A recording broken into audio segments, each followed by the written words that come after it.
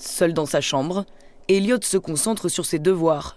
Mais pour cet élève du lycée Argouges, étudier à distance 1 semaine sur 2 est de plus en plus compliqué. C'est très dur, le plus dur c'est de ne pas se perdre. J'ai de la chance d'avoir des profs justement qui sont assez derrière nous et du coup qui nous encouragent souvent à aller plus loin, à travailler quand même. Donc je pense que c'est aussi grâce aux profs que je tiens. Dans ce lycée de Chambéry, certains professeurs ont mis en place des cours en vidéo qui facilitent l'apprentissage.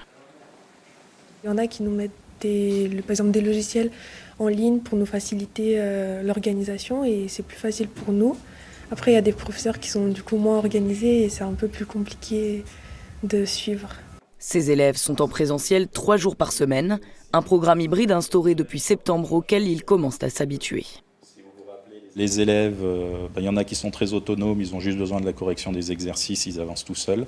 Et puis en même temps, moi ça me libère du temps pour les autres élèves qui sont un peu plus en difficulté. Bonjour le distanciel, bonjour le présentiel.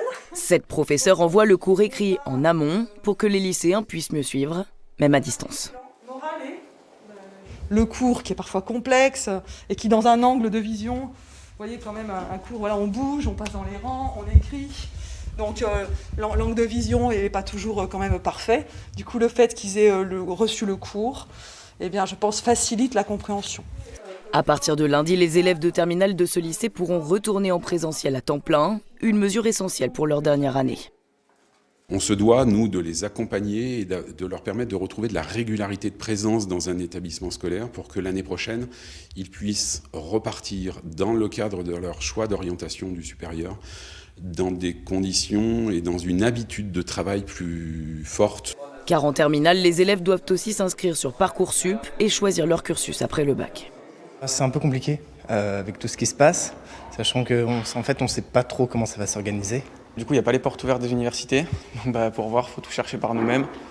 On se débrouille, mais c'est quand même vachement plus compliqué. Selon une étude, 69% des lycéens français estiment que le contexte sanitaire est un frein pour leur orientation post-bac.